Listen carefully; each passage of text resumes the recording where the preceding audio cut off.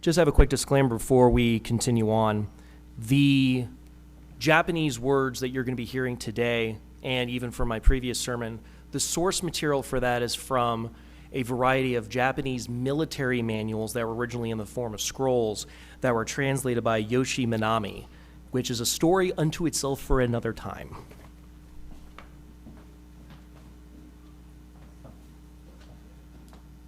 Okay. Please join me in reciting the words to light our chalice. We light this flame to remind us love is the center. As we grow and connect, mature and deepen, love remains the center. All else away, love remains. Let us greet this day in song. Our opening hymn is How Sweet the Darkness, 1055 in the Teal hymnal. We're singing all three verses. The lyrics will be projected. Please rise in body or spirit as you are able.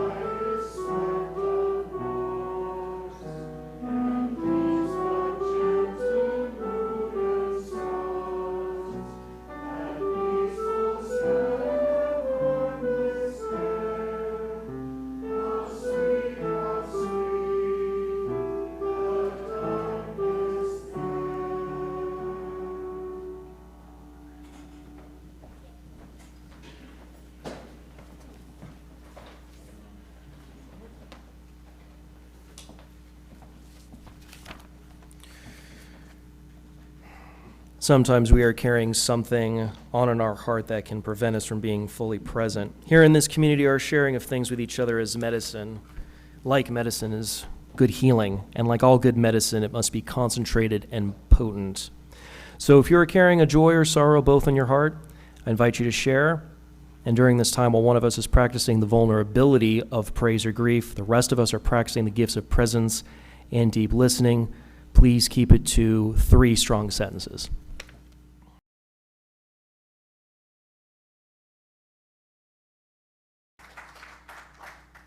That being said, thank you all for sharing. For all that remains unspoken, the love of this community is with you.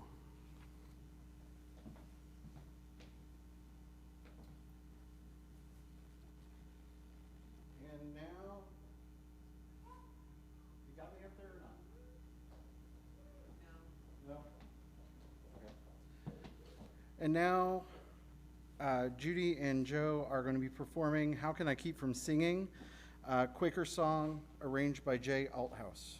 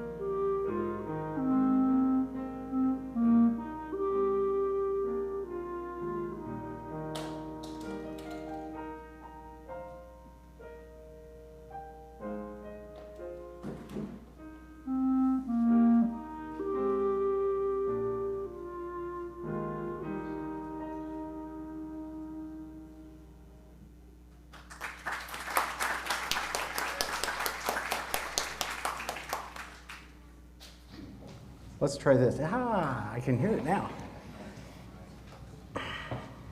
I invite you now to a place of deeper stillness and reflection.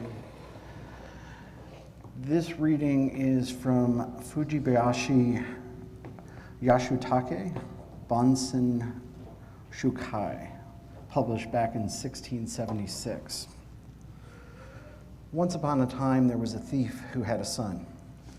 The son thought that he had not learned how to steal correctly and wondered how he could live on stealing after his father died. Then he asked his father how to teach him how to steal perfectly. The father thief answered that he would teach him. On that night, they got into a house, and the father opened a large oblong chest and took treasure from inside. Then he told his son to get into the now empty chest. His son did as the father told him, and the father closed the chest and locked him inside. The father ran away with what he took. Verse. Okay. And what is even worse, he cried out, "Stop, thief, stop!" The housemaster was woken up by this cry and found the thief gone already. Without knowing that he was already robbed, he went to sleep again. The son in the chest wondered why his father did this to him. He thought if he could not manage to get out that night, he would never have a chance again. After trying to find a way out, he thought out an idea and began making a loud noise like a rat gnawing. The housemaster noticed this and woke up the others to see what was going on. Someone said there must be a rat in that chest and opened it up without much care. At that point, the son sprang from inside, pushing the one who opened it over and ran away. While they followed him saying, "Stop, thief," he came across a well where he took a deep breath and found and threw a big stone into the well and ran away. Because of this, the house staff were perplexed, thinking that he fell into the well, while in fact the thief had managed to get back home. When he arrived home, he asked his father why he left him and told him how he got out of there. His father listened and said that he had succeeded in the theft, in the truest sense of the word. As you can see, because the father threw away the son realized his father's intention and was prepared to give himself up to fate and put his life on the line by being caught or making good his escape. As he cast aside his worry about himself and put his life on the line, he succeeded in knocking down the man who was beside the chest. The lesson here is that it is your indecisive mind, which comes from thinking and reasoning, that gives you doubt. By throwing this away, you will become your true self, so that you can see reality very clearly, and good ideas will come according to the occasion. That is why he could manage to get out of the troublesome situation.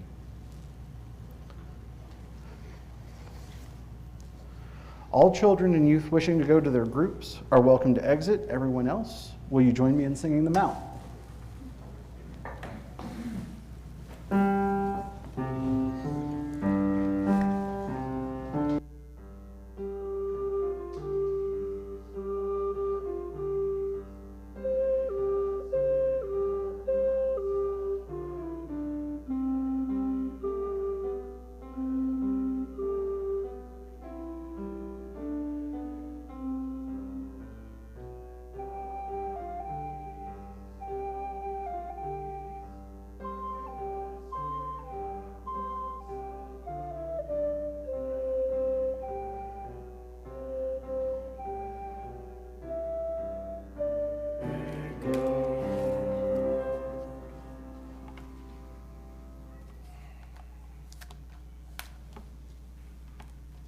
Before I start the sermon proper, just as an addendum to that reading, think of it this way.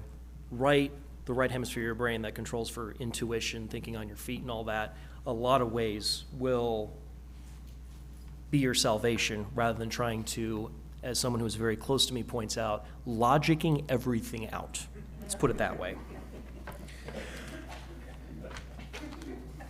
So for this primer on spiritual refinement, I'd like to open up with the following quote attributable to Brett Gordon. "Life is seasonal, and therefore we endure an endless cycle of events that take us on a roller coaster of emotion. Some of these events may even shake us to the core. They make us question who we are, break down any illusions we may have, and force us to deal with ourselves in ways that we'd rather not. A friend of mine once said that you cannot be considered a martial arts master until you've gone through a divorce. Because only then do you truly understand what real pain and suffering is, as well as your ability to survive and overcome it. I have to agree." Close quote. Praxis is defined in the Merriam-Webster dictionary as an action or practice. That is the practical application of a theory. If Scientia Teki Kyoyo, referred to henceforth in this sermon as spiritual refinement in English, is a skill set of applied spiritual techniques, then one would presume that its praxis would be subject to the scientific method, which of course is rigorously consistent testing. Thankfully, whether it be meditation, fasting, or some varieties of extrasensory perception, the learnable skills of spiritual refinement are subject to repeatable testing and close scrutiny. Today's sermon is a direct sequel to The Shadow and the Hidden Door, which was originally delivered back on December 29th of 2020, exclusively right here at St. Gabriel's in Georgetown, Texas. Based on y'all's feedback as a congregation, it was collectively felt best to focus this time on providing more of a tutorial of sorts, as it would be very easy to delve quite deeply into the metaphysics of spiritual refinement itself, rather than focus on step-by-step instructions. So throughout today's sermon, we will perform different kinds of guided meditations together, so y'all can begin to glean a feel for it. Although some faith leaders within the broader spiritual community may refer to guided meditation and similar practices as prayer, the reality here is that direct experience is far more valuable for spiritual refinement than any preconceived notions whatsoever.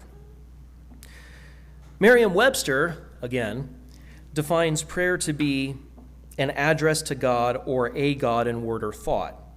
Yet this is often commingled with meditation, which is defined as to engage in mental exercise, concentration of one's breathing, or repetition of mantras, for the purpose of heightened level of spiritual awareness, of reaching that awareness. Yet so often, prayer and meditation are often conflated, despite prayer being internalized and meditation being internalized.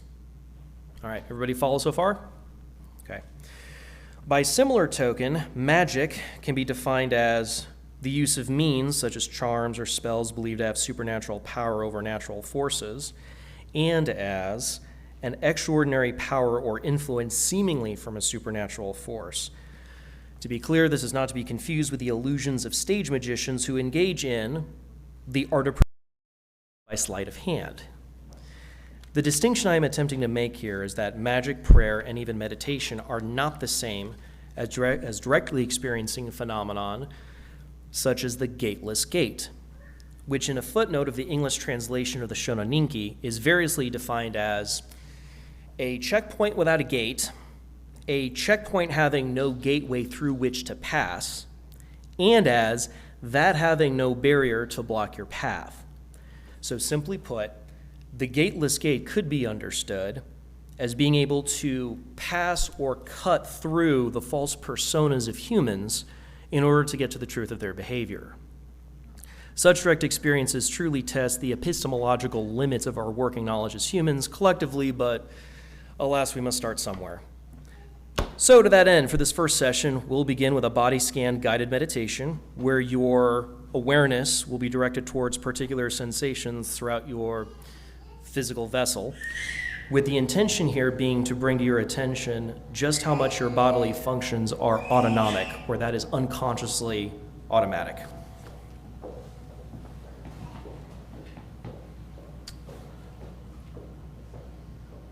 For this meditation, we are going to begin by making yourself comfortable. Sit in your chair, allow your back to be straight, but not stiff. With your feet on the ground. If you prefer, you can stand and just kind of lean up against a wall. Your hands can rest gently in your lap, or if you prefer, you can put them down to your side. Allow your eyes to close, or you can have them with a soft stare forward. Take several long, slow breaths, breathing in fully, and exhale fully. In through your nose as you can, and then out through your mouth.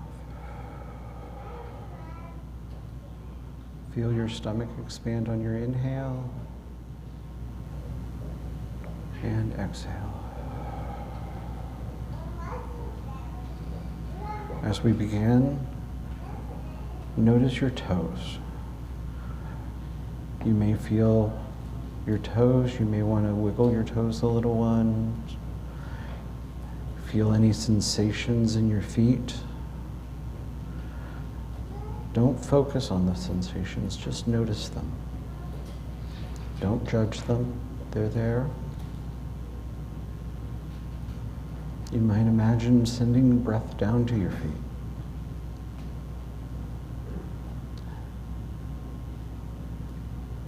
Now, as you breathe through your nose, through your abdomen, all the way down your legs, and then back up again through your nose and lungs. Perhaps you don't feel anything at all, and that's fine. Just allow yourself to feel the sensation of nothing at all. When you're ready, allow your feet to dissolve in your mind's eye and move up to your ankles, your calves, your knees, your thighs. Observe the sensation you're experiencing through your legs. Breathe in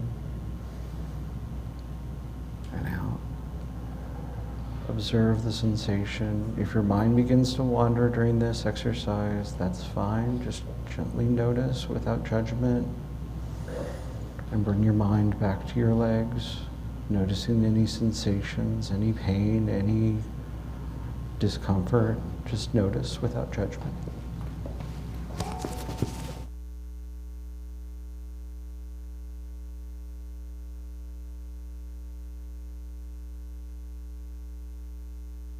Breathe in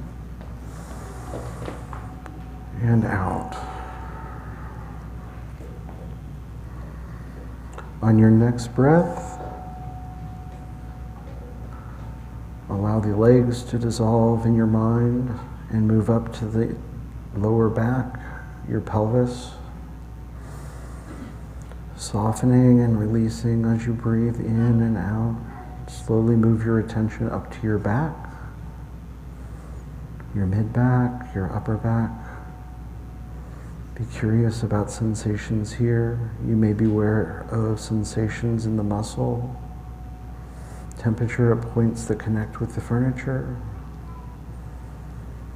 With each out breath, you may let go of tension you're carrying. Very gently shift your focus to your stomach, your heart, your liver, your internal organs.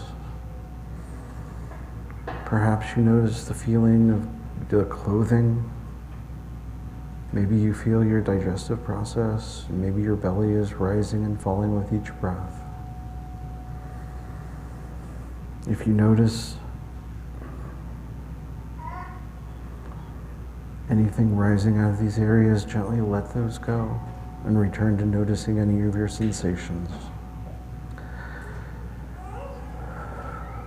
Continue to breathe. Bring your awareness to your chest and heart. Just notice your heartbeat. Observe how the chest rises during your inhale and how the chest falls during your exhale. Let go of any judgments that may arise. On your next out breath, shift your focus to your hands and your fingertips. See if you can channel your breathing. Can you breathe in and out of this area as if you're breathing into and out from your hands? If your mind wanders, gently bring it back to the sensation of your hands.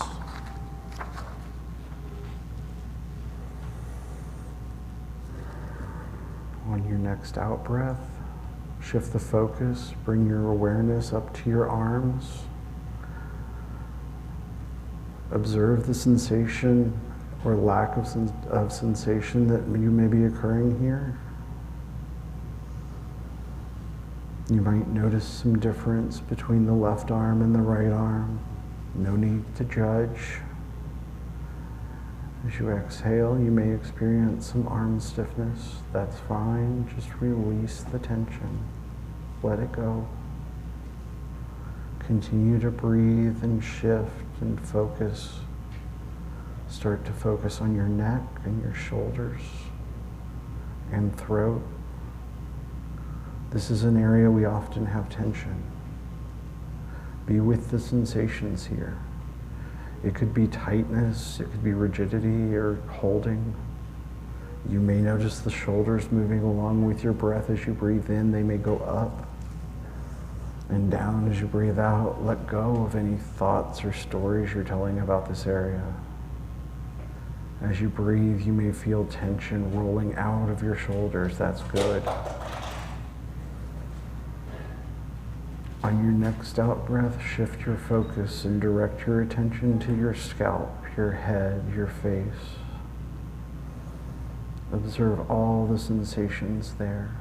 Notice your movement of the air as you breathe into and out of your nostrils or mouth. The coolness in your sinuses or the back of your throat. As you exhale, you might notice the softening of any tension that you may be holding. You may notice warmness in your sinuses or your throat. Just notice it and move. And now let your attention expand out to include your entire body as a whole. Bring your awareness to the top of your head, down to the bottom of your toes. Feel the gentle rhythm of the breath as it moves through the body. As you come to the end of this practice, take a full deep breath, taking in all the energy of this practice. Exhale fully. As you're ready, open your eyes. Return your attention to the present moment. As you become fully alert and awake, consider setting your intention that this practice is building awareness that will benefit everything you've come into contact with today. And go ahead and focus on the front, the person in front of you, the chair in front of you. Thank you. Hopefully with now a renewed sense of focus, we could redirect our attention towards the applicability of spiritual refinement techniques in our daily lives. American psychologist Abraham Maslow developed his theoretical model of human needs in 1943 during the war, known commonly as Maslow's hierarchy of needs. So simply put, this hierarchy of needs places physiological and safety needs, such as for water, food, sleep, shelter, security, and safety, as more basic and routine relative to more evolved and specialized needs, such as those for friendly belonging to a community or even loving intimate relationships. It could be said that one purpose of spiritual refinement is to develop and further satisfy these mid-range needs in preparation for the upper range needs of self-actualization and perhaps even self-transcendence. Put another way, although spiritual refinement techniques have nothing whatsoever to do with physiological or safety needs, they very much have everything to do with your belongingness, love, and esteem needs, which are indispensable towards pursuing enlightenment.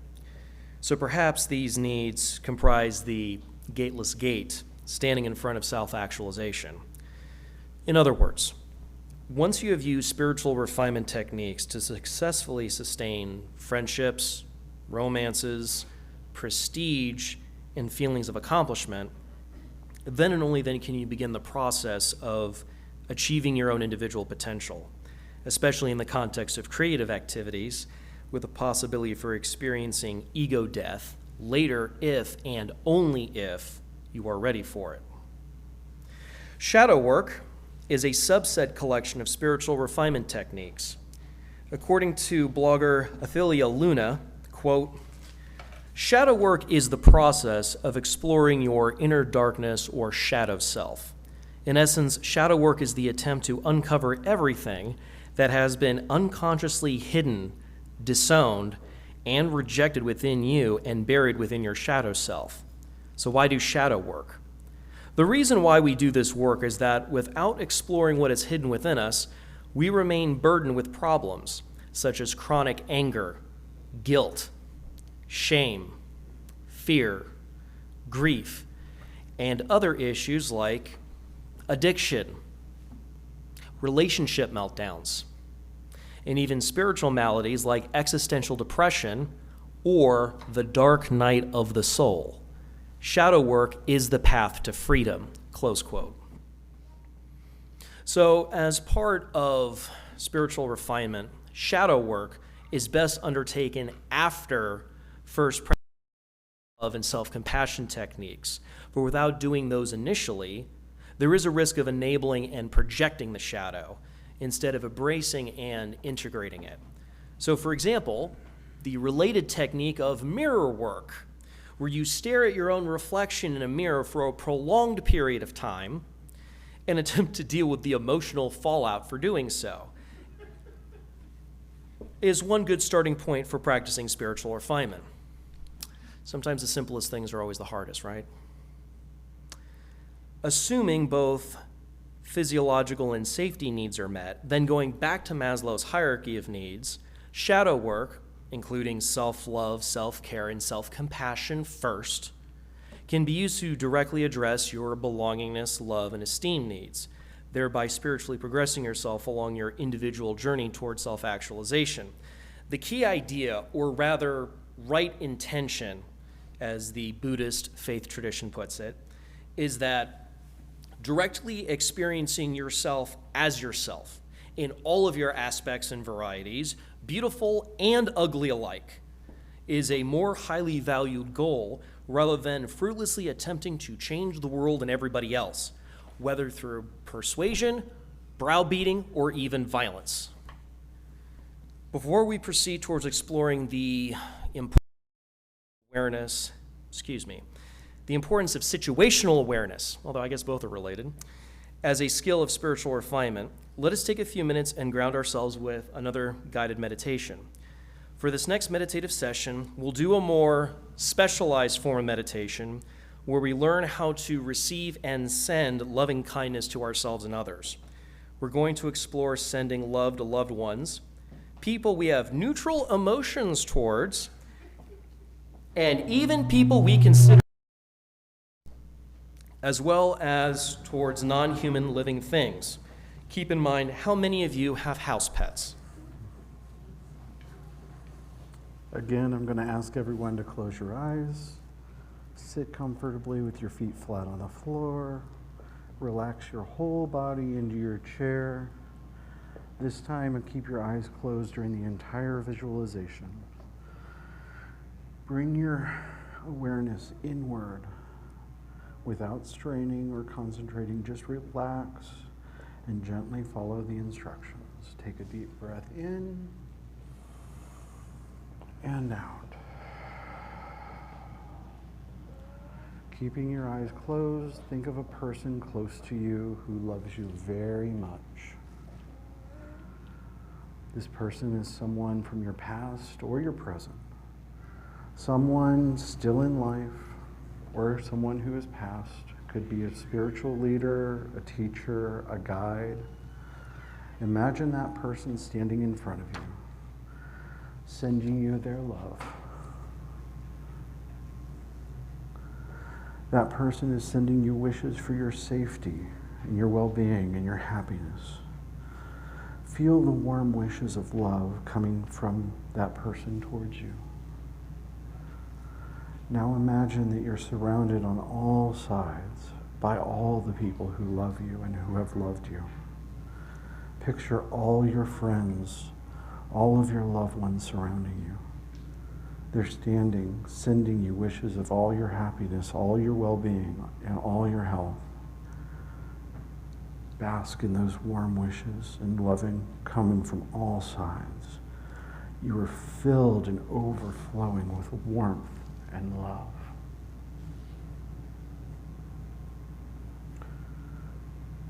Now picture a person that you love, perhaps a relative or a friend. Begin to send that love that you feel back to that person. You and this person are similar. Just like you, this person wishes to be happy and to have a good life. Send all of your love and warm wishes to that person. Repeat with me silently. Just as I wish, may you love with ease. May you be happy. May you be safe and healthy. Just as I wish, may you live with ease. May you be happy. May you be safe and healthy. Just as I wish, may you live with ease. May you be happy. May you be safe and healthy. Now think of an acquaintance, someone you don't know very well, and towards whom you do not have any particular feeling. It could be a neighbor, a colleague, or someone else you see around but don't know very well. You and this person are alike. You wish to have a good life. Like you, this person wishes to experience joy and happiness in his or her life. Send all your wishes for well-being to that person, repeating the following phrase silently. Just as I wish, may you live with ease, may you be happy, may you be safe and healthy. Just as I wish, may you live with ease, may you be happy, may you be safe and healthy. Just as I wish, may you live with ease, may you be happy, may you be safe and healthy. Now, think of someone that you do not get along with. It may be someone that you have a long-standing feud with, someone you have difficulties with. Call that difficult person to mind and be honest about what you feel. There may be feelings of discomfort. Notice any tendency that you may have to think badly of that person or to deepen the conflict. You may imagine getting into arguments or fights with them and let go of these tendencies. Just let them disappear. Instead, wish them well, repeating the following phrase silently. Just as I wish, may you live with ease, may you be happy, may you be safe and healthy. Just as I wish, may you live with ease, may you be happy, may you be safe and healthy. Just as I wish, may you live with ease, may you be safe and healthy. Now expand your awareness and picture the whole globe in front of you as a little ball. Send warm wishes to all living beings on the globe who, like you, want to be happy. Just as I wish, may you live with ease. May you be happy. May you be safe and healthy. Take a deep breath in and out. Take another deep breath in. Let it go. Notice your state of mind and how you feel after this meditation. And when you're ready, you may open your eyes.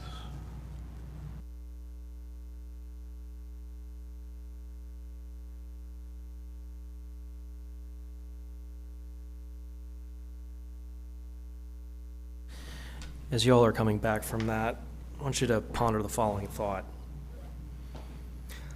Most of us humans choose, or rather acquiesce to living lives of quiet desperation, deceptively telling ourselves a tall tale, a series of false stories, that we are little and harmless and indecisive, whereas the actual truth is nearly almost always the complete opposite of the propaganda that has been fed to us as children.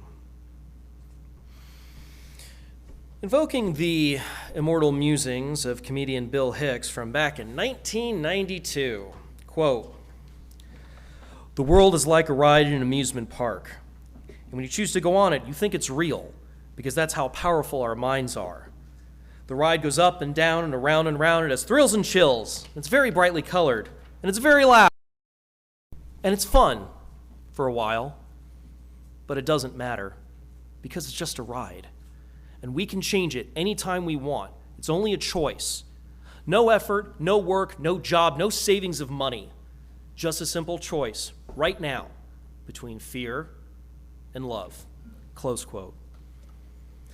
That right there, the simple yet difficult choice between fear and love, is the crux of the issue, isn't it? Not everyone who loudly espouses love practices it, in much the same way that those who use fear to control others don't necessarily believe in it either. And that's your political science lesson for today. Keeping this in mind, let's explore perhaps what could be described as another gateless gate that some refer to as situational awareness. At the risk of rehashing some of what Notori Masazumi wrote in the Shononinki, it could be insinuated that behavioral observation and deductive reasoning of observed subjects could reveal their actual true motives. Con artists and stage illusionists alike tend to be experts at cold reading, for their own application of their trade requires them to derive meaning from nonverbal body cues, including microexpressions.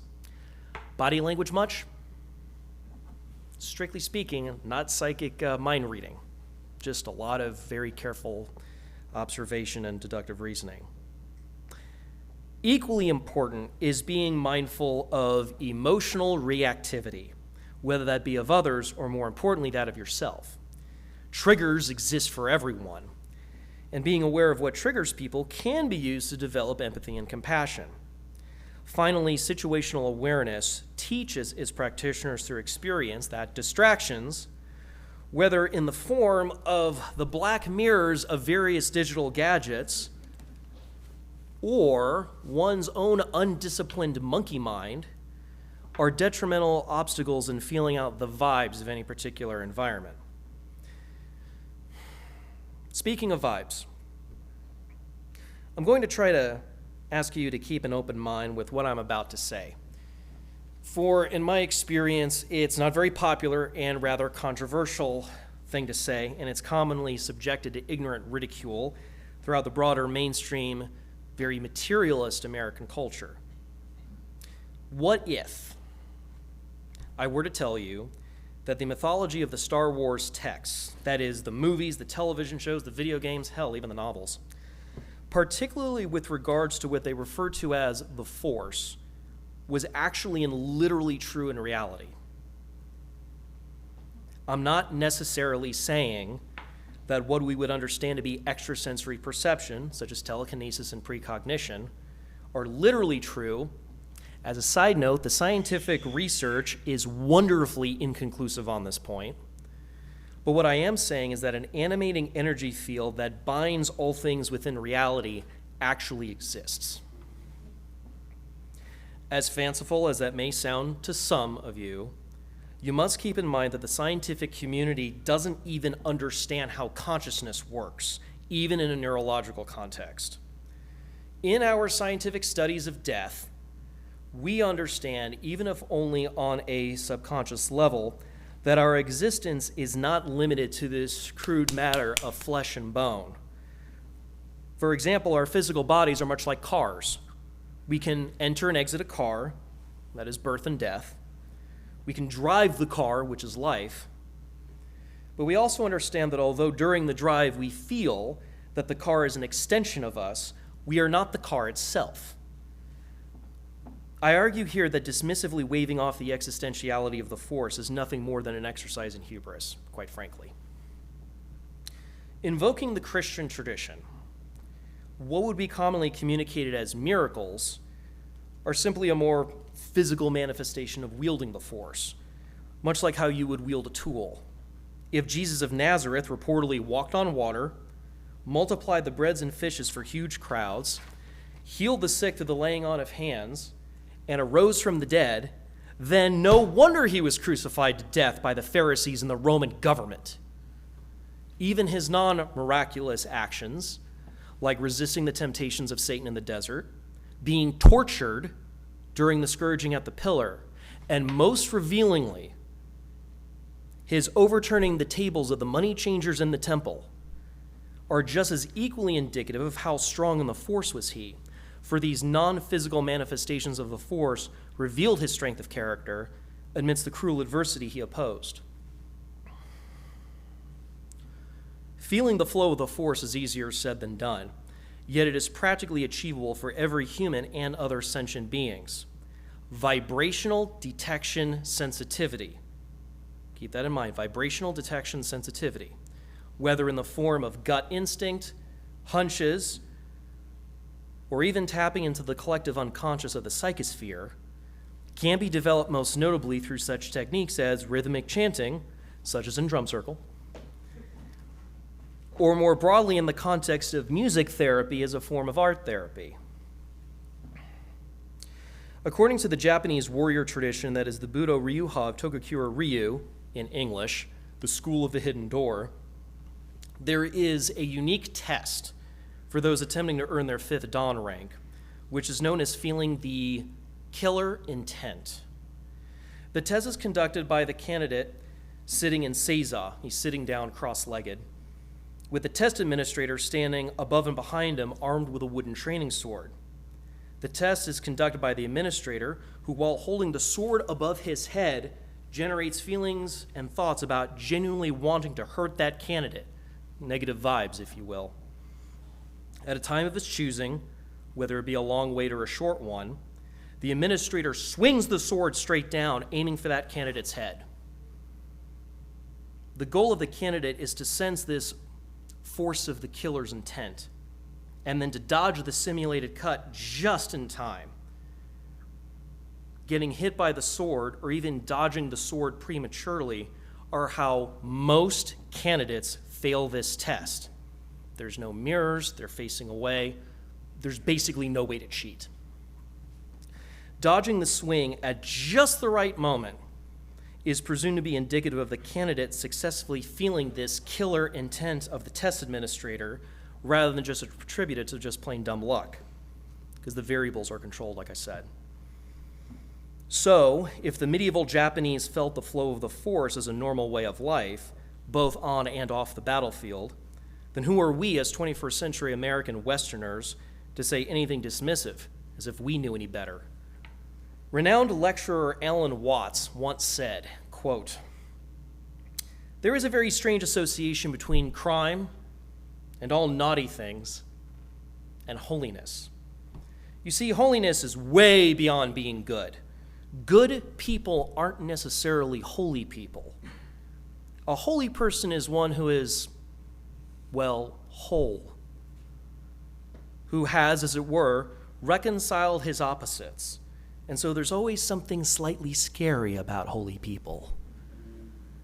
other people react to them in very strange ways.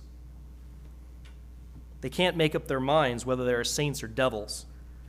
And so holy people throughout history have always created a great deal of trouble along with their creative results. Close quote. Holy people, such as Jesus of Nazareth, are unusually strong in the force, for they have successfully integrated their shadows in order to express their true selves through self-actualization. For example, situational awareness, as a type of what could be described as a moving meditation, walking around, paying attention, such, forces its practitioners to recognize in themselves what they see in others, and likewise to see in others what they see in themselves. As mentioned in the biblical canonical book of Luke, the kingdom of God is within. Perhaps this is best interpreted as a clue to what is actually a very real truth, given the existentiality of the force itself. And very similarly in the Freemasonry tradition, as they put it, as above, so below. To reiterate, you are not, such as you imagine yourself to be, are not your body. That body is simply a vehicle for you to experience this reality in from a certain individual perspective. Much like how you enter, drive, and exit a car, you are born, you live, and you die in much the same way. But no rational person would ever self-identify as their car. For their car is nothing more than an extension of yourself, a tool. But once you leave the car, your conscious awareness continues as it merges back into the force, although the act of driving or living has stopped. On that cheery note, during this final meditative session for today, let's join in communion together for a simpler yet profoundly important meditation on the transience of your own individual thoughts. This is performed with the intention of being simply aware of these thoughts, as well as directly confronting your own monkey mind by simply acknowledging whatever thoughts pop up as being such, and then most importantly, letting them go. I also want you to ask yourselves, is there more to me and my sense of identity than just these thoughts? Now we'll practice mindfulness exercise using some visualizations to watch what happens to our thoughts. Start by taking a few deep breaths and watching the flow of your breath as you breathe in and out. One more time in and out. Notice the feeling of your body and in the chair. Notice exactly the position that your body is in. And then notice if there are any sensations of tension. See if you can imagine your breath as it flows in and swirls around those areas of tension as you breathe out.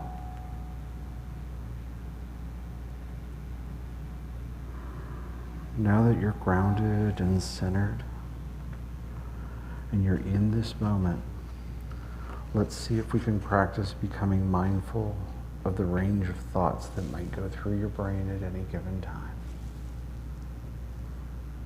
I'd like you to imagine that you're looking up into the sky. It's a bright blue sky. You can even feel the sensation of the air, a light wind passing by, and you can feel the air move across your skin. As you look up into the bright blue sky, you start to notice there are large white puffy clouds that move from one side of the sky to the other and then pass out of your vision on the other side. After one cloud makes its movement across the sky, another cloud comes and does the same. They keep coming one after another, moving across the sky. I'd like you to watch this sequence of events for a moment. And as you see the clouds moving across, I'd like you to now begin becoming aware of the thoughts that you might be going through your mind. just go ahead and take whatever the first thought that comes to your mind and see if you can take that thought and place it on a cloud. Now let that cloud just flow by. And as that cloud flows by, then do the same with the next thought.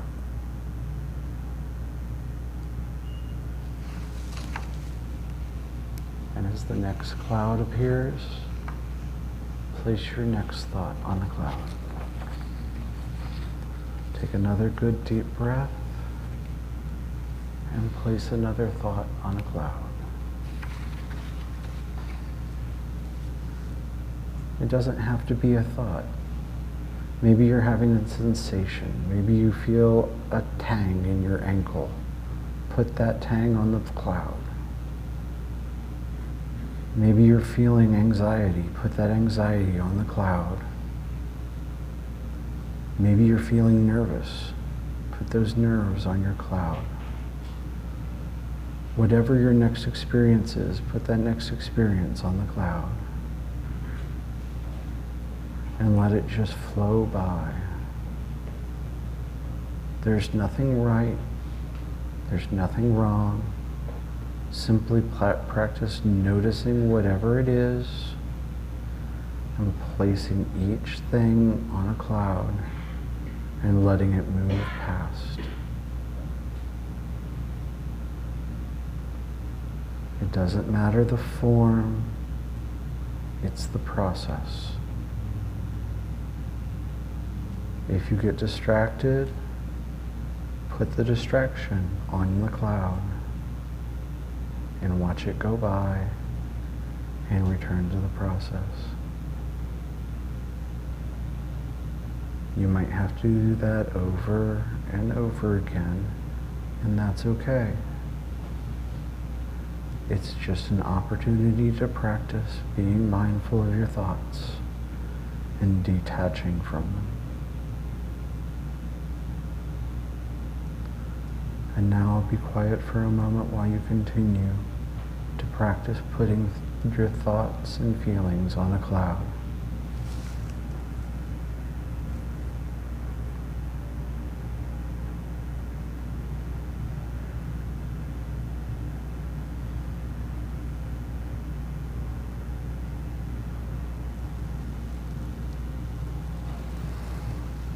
Go ahead and notice one last thought or experience. Place it on a cloud. Let the cloud trail by while you bring your awareness back to this moment. Notice any sensations in your body. Notice the sensation of breathing. I'd like you to take 2 more deep breaths.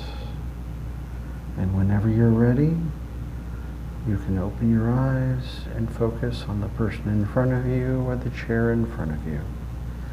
And welcome back.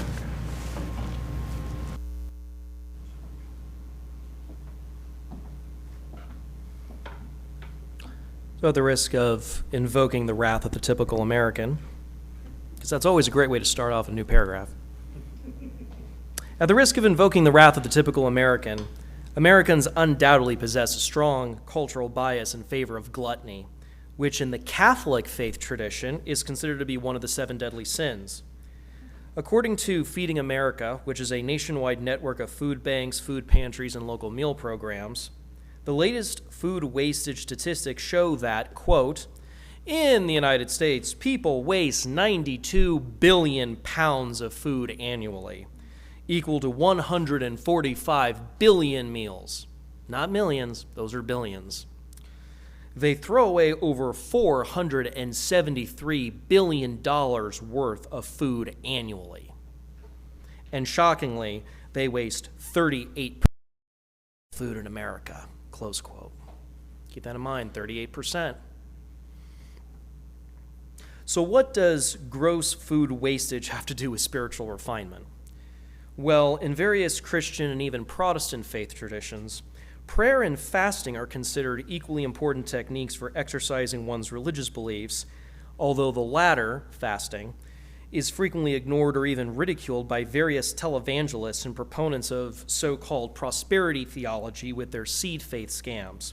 Go ahead and tell a seed faith gospel promoting megachurch televangelist the indispensability of fasting as a form of spiritual refinement, and then just watch their rather volatile emotional reactivity spiral into utter nonsensical diatribes, usually involving an alleged lack of faith, despite their actions of bad faith to the contrary. That's also known as irony. Fasting techniques are, in actuality, an exercise in bringing balance to the force. Now, obviously, I am not a medical doctor, nor do I play one on TV. So consult your medical professionals first before seriously embarking on any sort of nutritional or dietary plans. But suffice it to say, proper moderation of the intake and exfiltration from the body that is your car is not just good stewardship of the vehicle you happen to inhabit, but it's also an exercise in self-discipline. Obviously, this particular subject could easily become a sermon unto itself. Arguably, mythology, that is the art of story, can be used as both a help and as a hindrance in the practice of spiritual refinement. According to the Buddhist faith tradition, too much attachment to one's personal history, also known as personal mythology, increases suffering by bloating the ego. Personal stories give context and alleged meaning in a way that can aid the development towards self-actualization for some people. However, if anyone bothered to tell the truth is that so-called identity is malleable, and thus so is any mythological story. Myths are used as a way of using lies to tell truths, most relatably as a form of art, hence the suspension of disbelief. Spiritual refinement renders mythology largely irrelevant, but only when you are ready to leave it behind, as myth is really only useful as a beginner prelude to the techniques and skills of spiritual refinement itself. Put another way, mythology is basic spirituality, whereas spiritual refinement could be thought of as intermediate spirituality. So given all of this, where does this leave us Americans who are seeking a spiritual awakening? So when y'all were meditating earlier, how many of you were distracted by thoughts, sensations, your feelings, like how itchy your butts were? Yeah, I figured. Thank you for being honest and thank you for sharing. If you had trouble controlling your own mind, then is it possible that corporation executives routinely aren't focused, which allows for the exploitation of their workers at the expense of their families? Is it possible that given the lack of focus by the American body politic, that elections are won by convicted felons? Is it possible that American political institutions, such as the U.S. Congress, lack focus, and as only one consequence of which, the U.S. national debt is currently in excess of $36 trillion. Most importantly, is it perhaps true that our inability to regulate our corporations, our governments, and our economy is so poor simply because our own self-regulation is just as equally so poor? If so, then would it truly be any wonder that such externalized conflicts of the broader world are but just the inevitable consequences of internalized trauma writ large? Delusionally fighting some nebulously defined villains of one flavor or another is seldom the answer. Self-actualization often is, by contrast. It would be incumbent upon us to develop the eyes and mind of God, for without it we are but just another brick in the wall, as per Pink Floyd.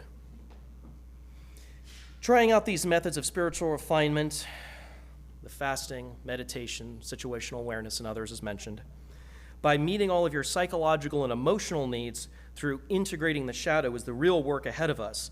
So it would be best to act as if our very lives depend on it, because they do.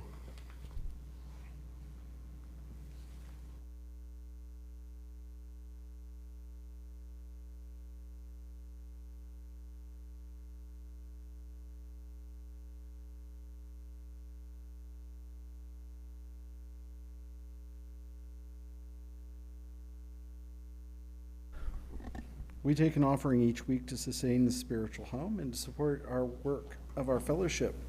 If you're visiting, we invite you to fill out a visitor card, which you can put in the plate or return at the visitor table in the back. For our offertory music this week, we have In My Quiet Sorrow from the Teal Hymnal. It's number 1006. You're welcome to follow along. Just as a side note, we are introducing it this week because we will be singing it as a hymn next week. Just so that you are aware, we will be immediately following that by hymn number 85, Although This Life Is But a Wraith from the Gray Hymnal, which we will be singing all 4 verses. So we are going straight from our offertory to our second hymn.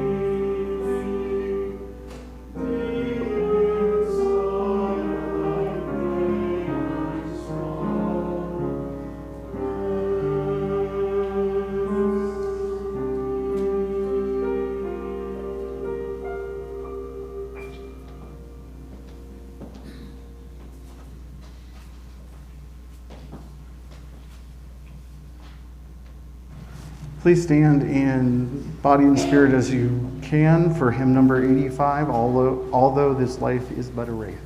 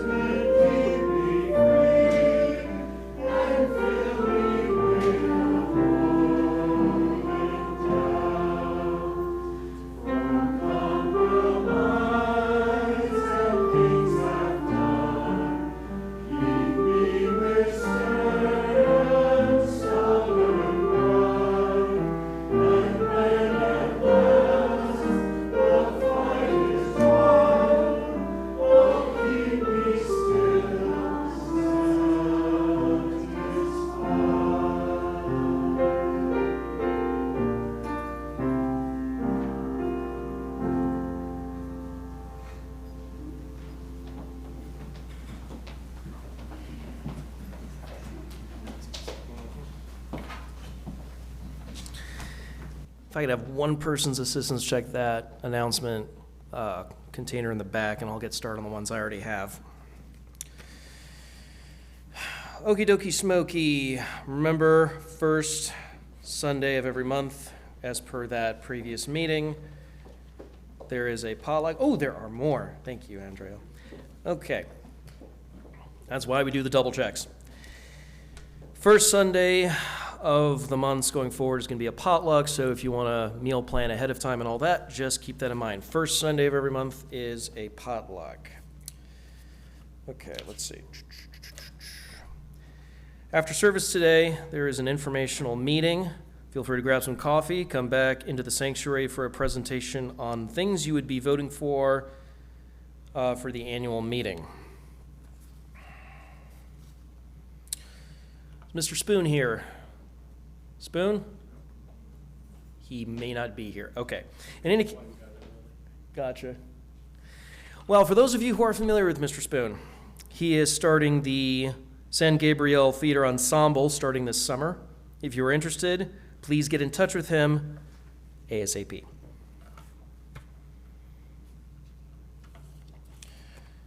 Let's see. Also, we need volunteers for coffee and conversation, setup, takedown, and all that for, let's see, upcoming dates are May 25th and June 8th are currently vacancies. Again, May 25th and June 8th. If you're interested in volunteering, please see either Kelly McGintis or one of any other regulars, shall we say. I'm sorry? McGinty. My apologies, Kelly. If you want to take a look for yourselves, there's a whiteboard in the coffee and conversation area. If you feel called to volunteer, again, May 25th, June 8th, please do so. Put another way, I'm cleaning up today. And next week. New member orientation lunch, Sunday, July 13th. Please sign up at the member table. That is for Sunday, July 13th, new member orientation.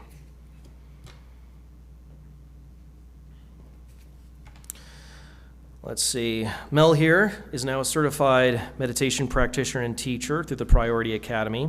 He is currently gauging whether there is enough interest in low-cost meditation teachings, tutorials, courses, and so forth. Please see Mel during coffee and conversation and or sign up at the membership table in the back. It's the one with the cute little furry creature on it. It's a creature of some kind, right? Was it a fox? Something like that. It was a fox. It was a fox, okay. Let's see. Somebody wrote here, let's see, I'll just read it verbatim. Announcement, clean out your closet and spaces for the carrying place. Place donated items at back of church, now through June 8th. Questions, please see Lou or Michelle. Oh, yes. Oh, I got the email about this. Okay, cool. Judy Hume will be hosting Live at the 505 tonight. Ooh. Hope you don't have any plans tonight. No, I'm just kidding. Live at the 505 tonight, house concert. Dave Dersham, I guess, here today. Hey, Mr. Dersham, how you doing? Let's see, house concert starts at 1700. I'm sorry, old habit. 5 p.m. I'm always on the 24-hour clock, I swear to God. My apologies. Let's try that again. At 5 starts the potluck, and then hour and a half later at 6:30, there is music. Live at the 505 tonight. If you want further details, Judy Hume is right here. I believe that's all the announcements.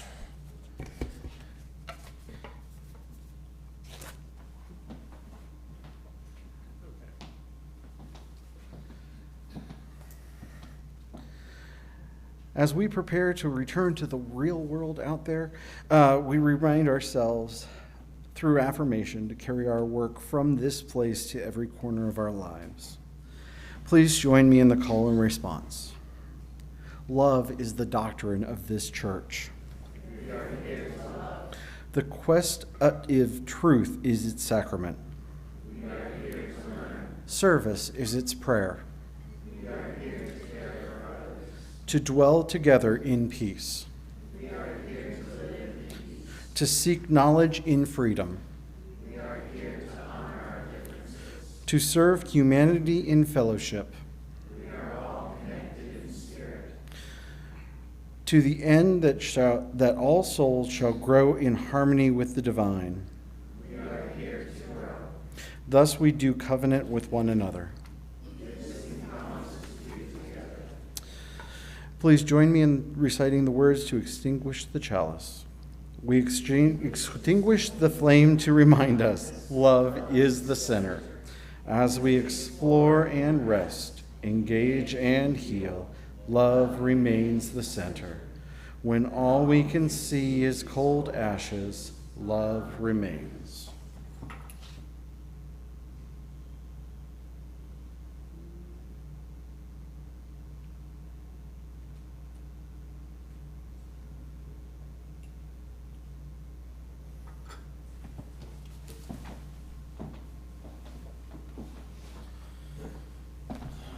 Before I give the benediction, I want to say one thing, more as a form of thanks than anything else. Today's sermon was possible, as mentioned once before, largely due to you guys for talking with me afterwards back in December, and I feel very honored to actually kind of explore these kinds of topics with you and that kind of thing. And on that same related note, if one form of spiritual, if one technique or skill doesn't necessarily work for you, try something else, right? If the mirror work is maybe a little too emotionally reactive, try some meditation. If that doesn't, just try different things. Remember, spiritual refinement is about doing things. It's not necessarily, actually, it's not really about believing anything in a lot of ways. Doing things, that praxis, action, get moving, that kind of thing. So for the benediction, the following is a modification of the original Jedi Code and the Guardian's mantra. There is no ignorance, there is knowledge. There is no fear, there is power. We are the heart of the Force. We are the revealing fire of light. We are the mystery of darkness, in balance with chaos and harmony, immortal within the Force. For the Force is with us, and we are one with the Force. We remain at peace, because all is as the Force wills it.